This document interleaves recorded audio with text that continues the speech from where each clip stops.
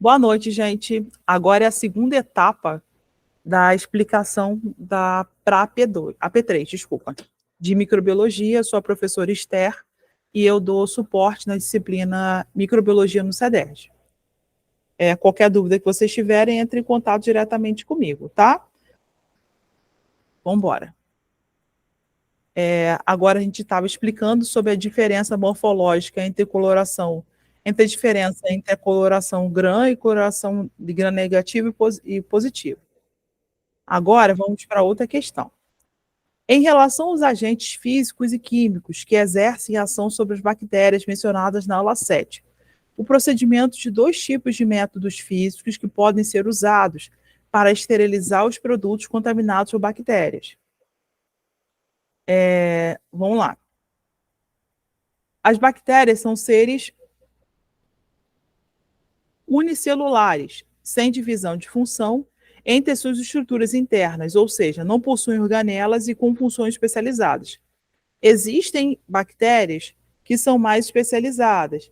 Então, essas bactérias, elas conseguem ter uma microdivisão entre as suas estruturas, mas é uma coisa tão restrita, mas tão restrita, que não pode ser considerado uma divisão específica de função.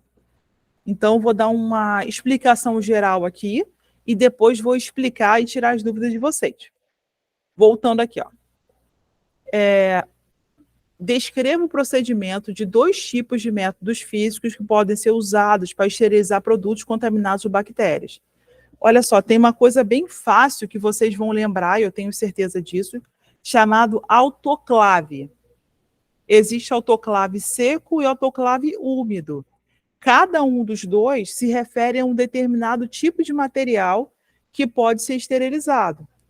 As bactérias são seres unicelulares sem divisão de funções entre suas estruturas internas, ou seja, não possuem organelas e com funções especializadas, e seu núcleo não possui carioteca. Essas características as tornam mais suscetíveis a agentes externos, como agentes químicos. Posso citar detergente, cloro, água sanitária e álcool 70. Além de também serem sensíveis a agentes físicos, como mudança de temperatura brusca, como na pasteurização, desinfecção por autoclave seco ou úmido, e também por exposição à luz UV, que pode romper a parede celular da membrana celular e membrana celular. Isso aqui são duas respostas diferentes para poder facilitar a composição das respostas. Por que eu estou falando? Alguém botou alguma dúvida aqui? Tá. Por que eu estou falando isso? Eu vou explicar cada uma das situações. O detergente, ele é uma estrutura anfipática, que ele se liga tanto à gordura, que tem o pH neutro, quanto a substâncias que têm pH ácido. Então, ele consegue penetrar na gordura do patógeno e dissolver esse patógeno e faz com que ele estoure, tá? O cloro, ele também tem uma ação que altera o pH da substância interna e também causa um estouro. Cloro e água sanitária é a mesma coisa. A diferença é que o cloro é mais amarelo, porque tem outros elementos dissolvidos. A água sanitária é transparente, mas a composição química dos dois é bem parecida. Se você tiver que compra água sanitária, porque a água sanitária é regularizado pela Anvisa. O cloro, a maioria dos cloros, né, são produzidos artificialmente. O elemento cloro, ele é um gás. Então, ele é artificialmente dissolvido em água, então ele pode não ter tanta eficiência, apesar de ter um cheiro muito mais forte, ele não tem um padrão de dissolução. Então, ele pode ter sua eficiência antimicrobicida invalidada. Mas a água sanitária, a maioria delas que a gente compra no mercado, tem um parecer da Anvisa que regulamenta a sua produção. E o álcool 70 tem aquela questão do álcool ter 70% de álcool e 30% de água. E isso faz com essa porcentagem de 30% de água faz com que a bactéria permita a sua intronização e esse álcool, que é ácido, né, acaba dissolvendo os compartimentos internos, ocasionando a morte do patógeno. além de também ser sensíveis a agentes físicos, como mudança de temperatura brusca, como na pasteurização. A pasteurização, você aquece uma determinada substância líquida, só substâncias líquidas podem ser pasteurizadas até mais ou menos 80 graus, por 15 segundos. Depois você abaixa a temperatura para 10 graus centígrados. Essa brusca mudança de temperatura rompe as células microbianas que talvez estejam contaminando aquele líquido e acaba destruindo o micróbio que está ali. Porém, se aquele micróbio estiver encistado, estiver produzindo uma substância de resistência, ele não será afetado pela pasteurização. Por isso que a gente, quando consome um alimento pasteurizado, ele tem um tempo para se pasteurizar. Quando uma caixa de leite ou um suco, ele tem um tempo de pasteurização, em torno de 3 a 6 meses. Depois ele tem que, se ele não for vendido ou não for consumido, ele tem que ser devolvido para a fábrica para fazer repetir o processo de pasteurização. Porque durante esse intervalo de tempo, aquele micróbio que está numa estrutura de resistência pode ter sido acordado, vamos dizer assim, e pode causar uma infecção em quem consumir aquele líquido. Já o autoclave seco, ele é quente, tá? Ele é usado principalmente para vidro. Qualquer substância que tenha vidro, tem uns vidros que são usados em laboratório. Então, esses vidros são adaptados a resistir a temperaturas. Eles são praticamente borosilicados, eles não quebram com facilidade. Já o autoclave úmido, ele é usado para desinfectar metais, tecidos ou qualquer substância que são resistentes à água, tá?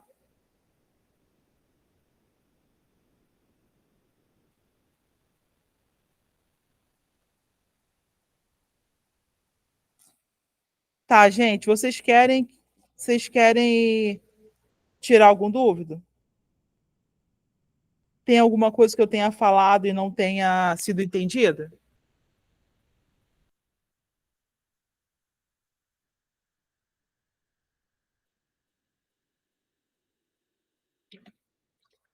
Quem quiser tirar dúvida, é só me falar, tá? Alguma coisa que eu tenha dito que não foi bem explicado ou que surgiu alguma dúvida em vocês?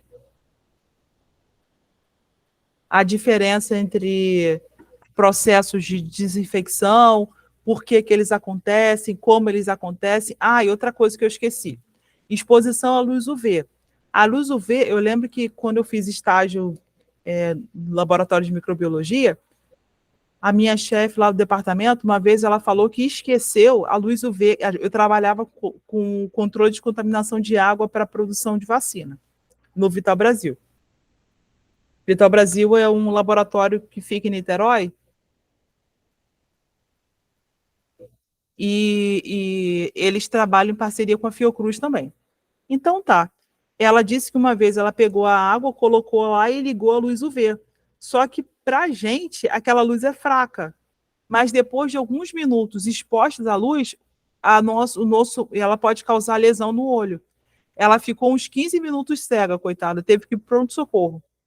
De tão eficiente que é, ela causa uma lesão nas células do olho, a mesma lesão e o prejuízo que causa na célula bacteriana, de tão eficiente. Você tem alguma dúvida, Oane, que queira me perguntar? Não tenha vergonha, a sua dúvida pode ajudar os outros colegas, tá?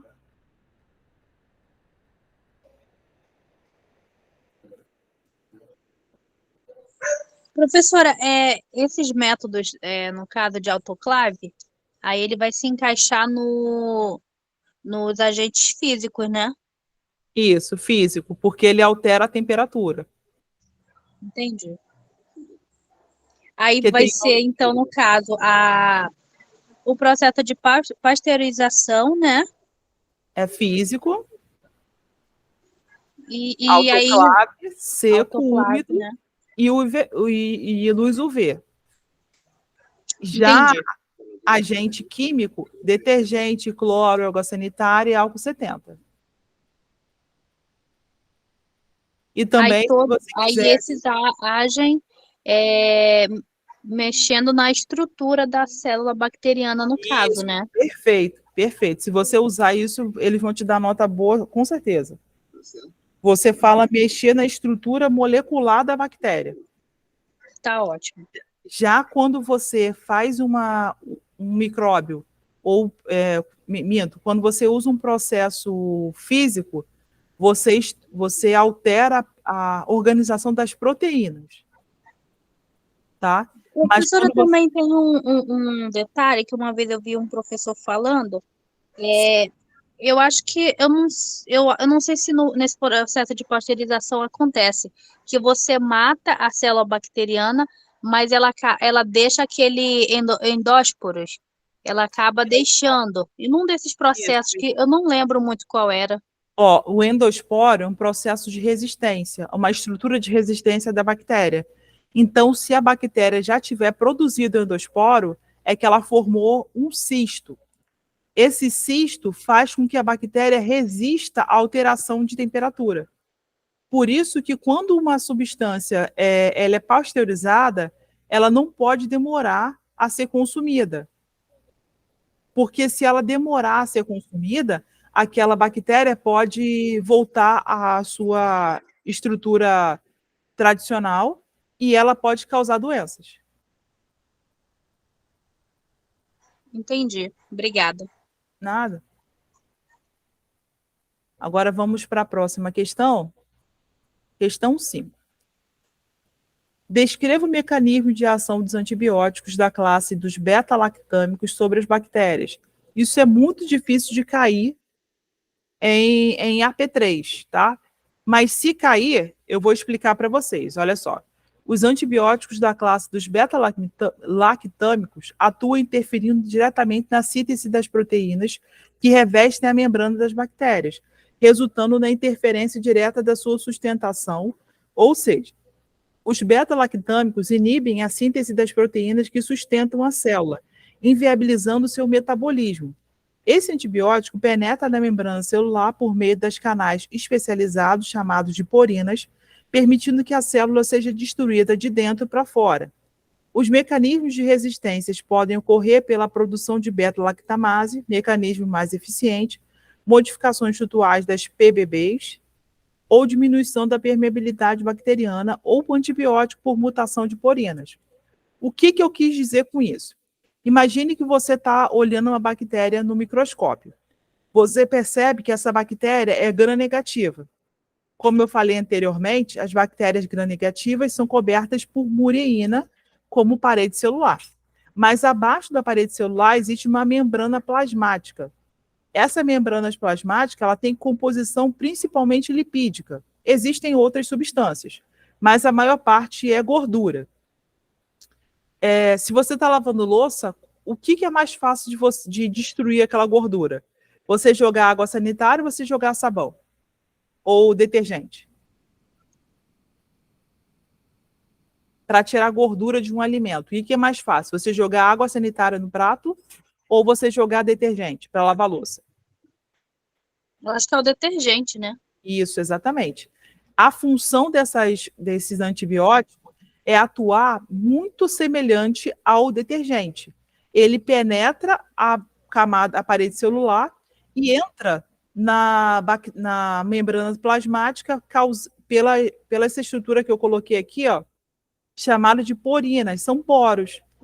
A bactéria, ela não é, nenhuma célula é totalmente fechada. Ela tem um poro de comunicação. Ela excreta para o meio externo substâncias que não servem para aquela célula e absorvem do meio externo para o meio interno substâncias que são boas.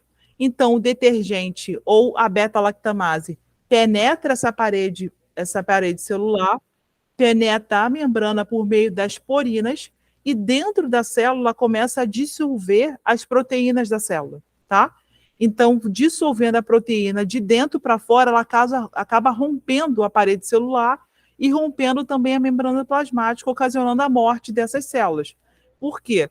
Se a célula tivesse núcleo, esse núcleo conseguiria ficar íntegro e resistir a esse ataque. Mas a gente sabe que as células bacterianas não possuem núcleo individualizado. Elas possuem eu vou falar que a maioria das células, tá? Que esses dias eu vi uma coisa chocante. Eu vi uma célula que é gigante, uma bactéria que é gigante, que ela tem um formato espiralado e ela possui núcleo.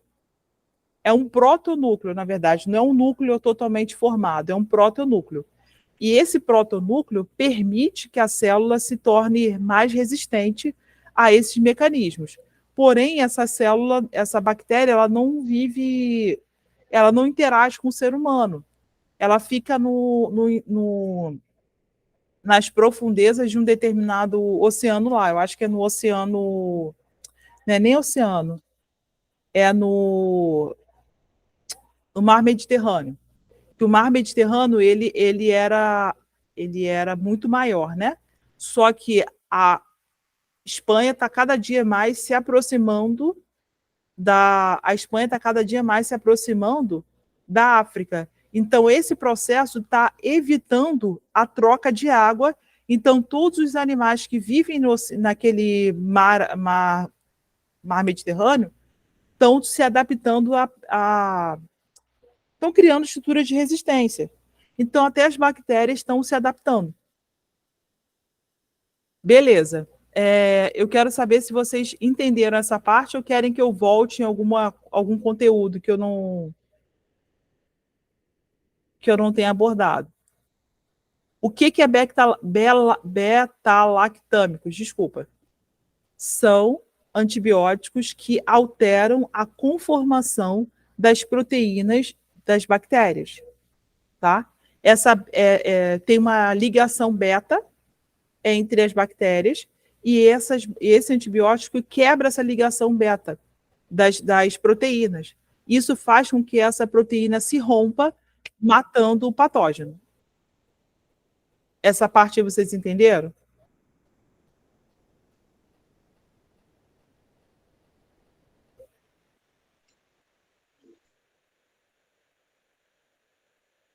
Entenderam? Tá. Outra coisa, existe também uma possibilidade de causar uma mutação nas porinas. Porinas são proteínas de transporte, são furinhos que podem ser abertos ao extremo ou simplesmente podem ser fechados. Se você fechar uma porina, você impede aquela bactéria de beber água e concentra dentro dela uma quantidade de toxinas que vai fazer com que ela se degrade também, as proteínas internas dela se degradem. Então, essas beta-lactamases são substâncias que podem causar diversas alterações das bactérias que têm por fim destruir elas. Tá? Beleza. Por qualquer dúvida, vocês me chamem aqui que eu vou prosseguir com a aula, que são 10 questões. Então, para dar tempo de explicar todas as 10 hoje. Descreva como as bactérias do gênero Albáquia podem influenciar no metabolismo das células dos mosquitos. Isso aqui é muito interessante, porque descobriu-se que as células do gênero Albáquia conseguem penetrar células de artrópodes sem causar mal, criando uma relação de endossimbiose, ou seja, se reproduzem junto com as células em que estão armazenadas, como é o caso das mitocôndrias. Nas células dos mosquitos, a eubáquia pode também impedir que os vírus encontrem ligandes específicos em sua superfície celular, não permitindo que esses penetrem na célula. Esse processo pode ser passado de mãe para filho, e os filhotes com bactérias tornam-se incapazes de adquirir o vírus. E uma coisa que é importante eu falar para vocês é que bactéria é um micróbio que se muda, se transforma muito ao longo das gerações. E em um dia, você tem uma ideia, a bactéria pode ter uma geração a cada 30 minutos, ou a cada 20 minutos, dependendo da cepa da bactéria. Então, pode ser que essa mutação, ao longo de dias e meses, pode se transformar. Então, a bactéria pode não mais ser capaz de impedir a produção de vírus, Mas isso demora tanto a acontecer, que ainda assim é eficiente você criar uma endossimbiose com a Wolbachia e as células dos mosquitos, tá? Porque até o mosquito conseguir, até o vírus conseguir fazer uma alteração genética na Wolbachia, demora. E acaba, o que acontece? Você sabe que o mosquito pode viver de 15 a 30 dias. E por isso que não dá tempo de acontecer essa mudança significativa que possa tornar a bactéria resistente ou o vírus resistente. Porque esse mosquito vai morrer antes disso. Se o mosquito não consegue se reproduzir, ele dura em torno de 15 dias e morre. É por isso que a Fiocruz e outros institutos de pesquisa consideram esse processo de endossimbiose artificial eficiente no combate ao processo reprodutivo do vírus, esse vírus, arbovírus, tá? A arbovirose são vírus que penetram artrópodes. E esses vírus, eles têm preferência para um determinado tipo de inseto, principalmente quando esse inseto entra em contato com seres humanos. Os vírus, eles gostam do ser humano, mas ele não consegue se reproduzir o seu ciclo de vida dentro do ser humano.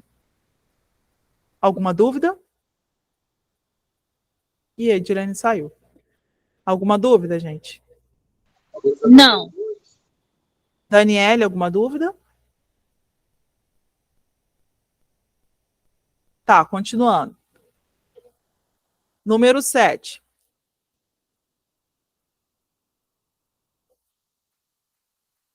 Seja bem-vinda de volta, Edilene.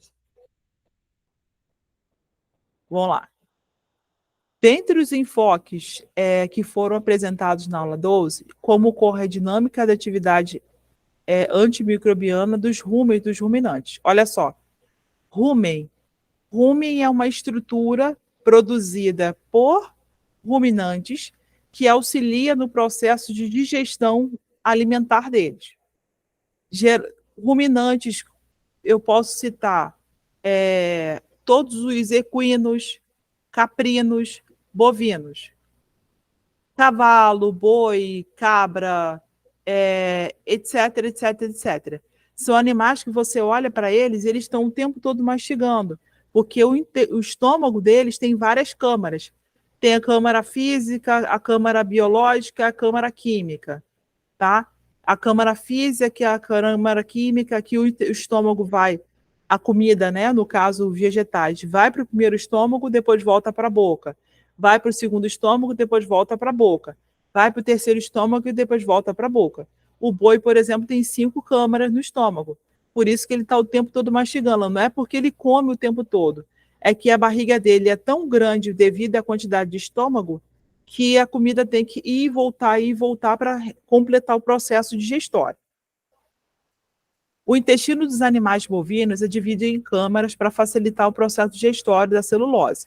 Cada câmara é habitada por diversos micróbios, dentre eles bactérias digestoras de celulose, que é um tipo de açúcar que compõe a parede celular dos vegetais. É um açúcar complexo e difícil de ser degradado.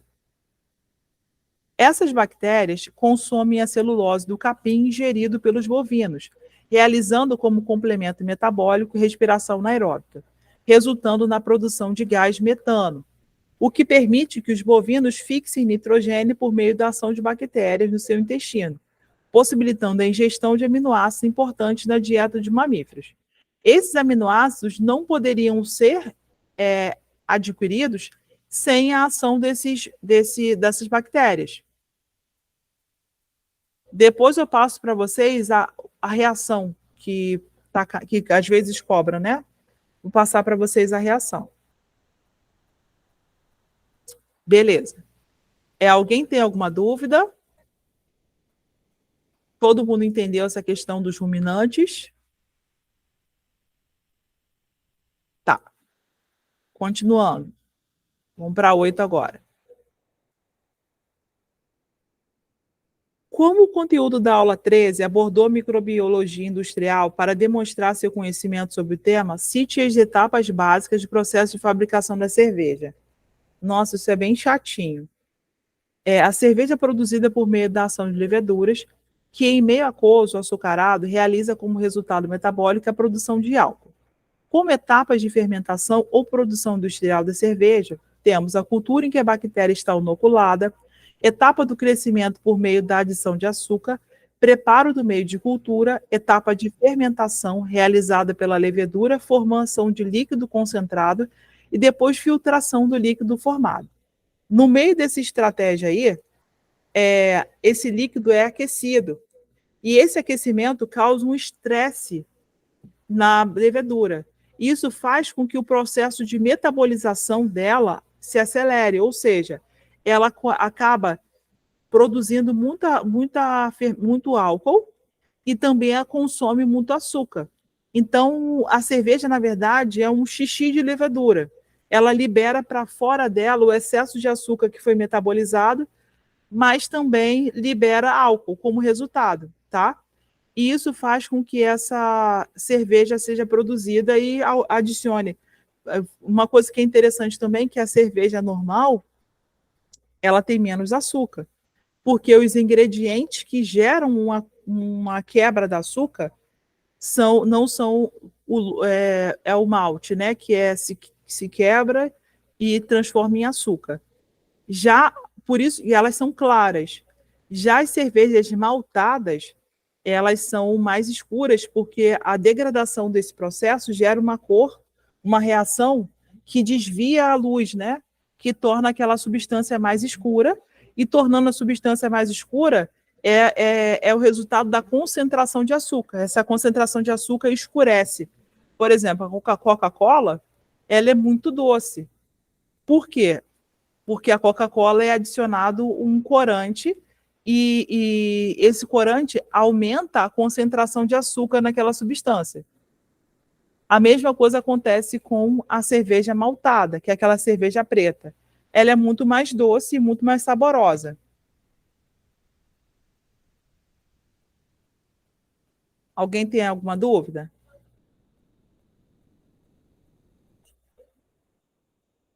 Se surgir uma dúvida de vocês, é só me chamar que eu paro tudo que eu estou fazendo e explico, tá? Não fiquem com vergonha de perguntar, não. Beleza. Está quase acabando. Conforme apresentado na aula 17, por que as viroses podem ser definidas como agentes de seleção da espécie na natureza? As viroses são responsáveis por selecionar os organismos mais aptos, ou seja, capazes de eliminar os vírus de seus organismos, sobrevivendo a alguma virose. Essa habilidade causa alterações genéticas que tornam seu sistema imunológico mais eficiente. E essa habilidade é passada de geração futura se o indivíduo tiver filhos. O repertório enzimático está relacionado à capacidade de células eucariontes interagirem com bactérias e vírus patogênicos. As pessoas que possuem células competentes, que são as que possuem ligantes específicos para internalização de patógenos. Se essas pessoas estão com o sistema imunológico funcionando bem, as células capazes de identificar os agentes invasores, causadores de doenças, podem ser ativadas, combatendo esses seres antes que ele se reproduza, controlando a infecção. Quando vocês estudarem imuno, com a graça de Deus, no período que vem, vocês vão aprender que existem células chamadas de APC, célula apresentadora, é APC em inglês, mas em português é células apresentadoras de antígenos.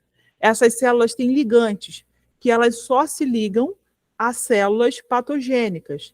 E elas internalizam essas células patogênicas para, dentro delas, realizarem um processo de digestão. Elas matam as células patogênicas. Mas é necessário que tenha um repertório enzimático amplo nessas células para que elas tenham capacidade para destruir esses micróbios, tá bom? Então, a quantidade de células, quanto maior a quantidade de anticorpos o nosso corpo produzir, maior a quantidade de enzimas adaptadas à destruição de células nocivas. Vocês entenderam a questão do funcionamento das células competentes? Então, é isso mesmo, Daniele. Imuno é o cão mesmo. Eu achava que bioquímica era difícil, imuno é muito pior. Mas imuno eu acho mais fácil de você entender, porque você vê aquilo ali funcionando no teu corpo. Entendeu? Você vê aquilo ali funcionando no teu corpo quando você está doente. Já a bioquímica é muito teórico. Então, por ser teórico, é difícil de você conseguir aplicar aquilo ali à verdade. O problema da microbiologia, não. Da imunologia é o jeito que eles abordam a disciplina. Eu já dei suporte em imunologia para outras universidades e a pessoa me mostrou o material bem mais fácil de estudar, que no nosso caso seria mais fácil. Você tem uma ideia? Imunologia não tem na UFRJ presencial, só tem no CEDERJ, porque isso não é conteúdo de biologia, é conteúdo de quem estuda biomedicina ou de quem estuda microbiologia e imuno. Então, o nosso ensino é bem puxado. É difícil? É difícil. Mas quando você aprende, você vê um monte de coisas que acontecem no teu corpo e você entende como funciona, entendeu? Eu me senti o máximo quando comecei a entender imunologia e microbiologia. Pois é, menina, quando eu consegui passar na faculdade, quando eu consegui me formar, para eu conseguir me formar, eu tive que estudar material de medicina. Medicina, biomedicina, porque material de biologia não tem imunologia, não aborda imunologia. E lá na presencial, a microbiologia é uma disciplina optativa. Você escolhe pegar ou não. Você não é obrigado a pegar, mas eu acho que é muito bom para a formação de cada profissional. Quanto maior e mais difícil é a sua formação, melhor para você conseguir emprego depois. Voltando aqui para a 10, para finalizar. A questão, na aula 18, apresentamos para vocês os processos abordados na epidemiologia, alicerçados nas medidas de prevenção e controle de doenças infecciosas. Sobre esse tema, descreva como o repertório enzimático das células de um indivíduo está interligado com o fenômeno de maior ou menor chance para o indivíduo desenvolver doenças infecciosas de etiologia viral ou microbiana. O repertório enzimático está relacionado à capacidade das células eucariontes interagirem com bactérias e vírus patogênicos. Ou seja, as nossas células possuem ligantes. Esses ligantes se encaixam especificamente a bactérias, vírus ou qualquer micróbio que possuam também um ligante específico. A maioria das células animais possuem anticorpos, que são sinalizadores, que se conectam a esse patógeno, é como se fosse um garfinho. Para você comer, para você tomar uma sopa, você não vai usar um garfo, você vai usar uma colher, porque a colher consegue armazenar uma quantidade de líquido maior do que o garfo. Dá para você tomar sopa com garfo? Se for sopa com legumes ou pedaços. Mas se for uma sopa totalmente líquida, você não vai conseguir tomar aquela sopa com garfo. Os anticorpos, eles são como semelhantes a garfos. Eles se ligam a uma bactéria ou alguma célula que é nociva ao nosso corpo para iniciar o processo de destruição. Vou dar um exemplo aqui para vocês. Tem uma terapia celular para tratar câncer. Essa terapia celular se trata em treinar os anticorpos para reconhecer a célula tumoral e destruir essa célula tumoral, sem a presença de quimioterapia. Então, esse processo só dá certo quando é identificado o tumor no início, antes de acontecer a metástase. Já aconteceu um caso de um homem se tratar na USP e já tinha acontecido metástase e ele conseguiu espalhar para o corpo inteiro os pesquisadores, né, conseguiram treinar os anticorpos dele através de uma mutação. Eles pegaram as células de defesa daquele homem, fizeram uma reprodução artificial nela e treinaram elas a identificar qual é a organela nociva que estava no corpo daquele homem. e sozinhos os anticorpos e os linfócitos foram lá e destruíram aquelas células tumorais, porque eles possuíam ligantes específicos que reconheciam aquela célula patogênica ou aquela célula tumoral e destruíam aquela célula. Eu vou colocar de uma outra forma aqui. O sistema imunológico atua como um exército capaz de lutar contra agentes infecciosos, protegendo-os de doenças pela ação de células de defesa. Para que essa defesa seja eficiente, é necessário a absorção de alimentos variados que permitem a produção de enzimas capazes de aumentar a quantidade de células de defesa e diversificação de suas funções. As células que possuem células competentes, as pessoas que possuem células competentes possuem repertório enzimático considerado amplo, que são as que possuem ligantes específicos para internalização de patógenos. Só desenvolve a doença e sobrevive quem possui esse repertório enzimático amplo, que pode ser passado para futuras gerações. Outro exemplo que eu posso dar para vocês aqui, que eu acho que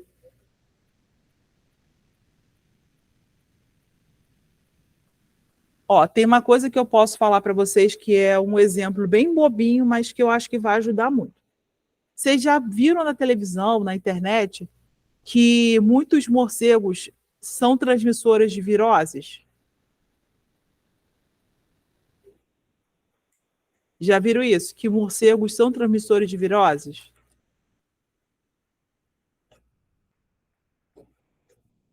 Hein, gente?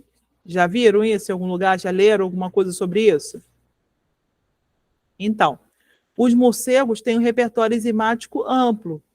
Para eles, aquele vírus não faz mal, porque eles não têm uma quantidade de células de defesa que se inicie processo inflamatório. Então, ele consegue sobreviver a qualquer infecção e passar essa característica para as suas gerações.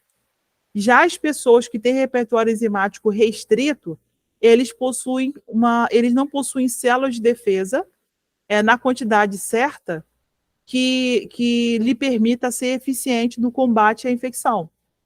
Então, o morcego, ele não tem a quantidade de células de defesa que cause o processo inflamatório. Já as pessoas que têm problemas imunológicos, na verdade, elas possuem tantas células de defesa que faz com que o corpo ative qualquer processo inflamatório. E isso está direto. E essas pessoas ficam doentes, mas elas se recuperam, porque elas possuem repertório enzimático amplo. Já as pessoas que possuem repertório enzimático restrito, elas não têm tanta produção dessas enzimas, então faz com que, se elas demoram a ficar doentes, mas quando elas ficam, elas podem morrer. Um exemplo que eu assisti uma palestra do professor Mallory, lá no Polo Caxias, se vocês tiverem aquela vacina da BCG, quanto menor o tamanho da sua BCG, mais forte é o seu sistema imunológico. Quanto maior o tamanho da sua BCG, mais, vamos dizer assim, mais restrito é o seu repertório enzimático. Se o seu repertório enzimático for amplo, a sua BCG é pequenininha. Se o seu repertório enzimático for restrito, a sua BCG é grandona. Dá uma olhadinha na BCG. A minha BCG é média. Então, a minha imunidade é bem complicada. Mas eu sempre fico doente, mas até agora eu não morri, graças a Deus. Vocês têm alguma dúvida, gente?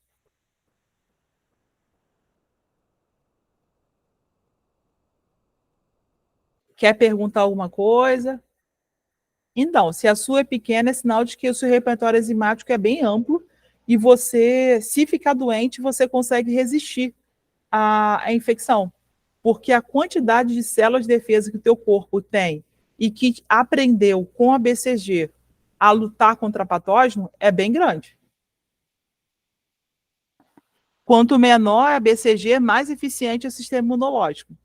Quanto maior a BCG, menos eficiente é o sistema imunológico. Isso acontece com qualquer vacina, tá? Eu, por exemplo, eu tomei a vacina da Covid e 15 dias depois eu peguei Covid.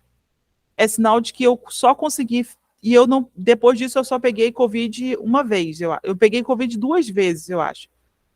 Mas eu fiz exame, teste, né? Deu negativo. fiz 2 testes. Fiz teste numa semana e depois fiz um teste na semana seguinte. Eu, por exemplo, hoje estou resfriada. Amanhã eu vou fazer o teste de Covid para ver se, para tirar por desencargo de consciência, para ver se eu estou com Covid ou não. Porque eu trabalho com criança, eu sou professora em uma escola, então é necessário eu me autopreservar e preservar aqueles que estão ao meu redor, né? Gente, vocês têm alguma dúvida?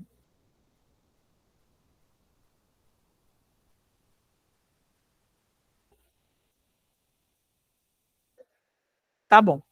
Eu agradeço a participação de vocês. Se vocês tiverem alguma dúvida, quiserem fazer algum comentário, fale comigo no privado.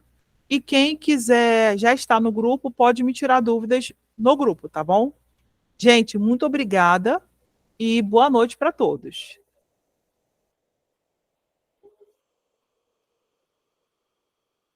Para quem está no grupo, eu vou mandar o link do vídeo daqui a pouco, quando conseguir receber do Google a aula salva, tá? Boa noite.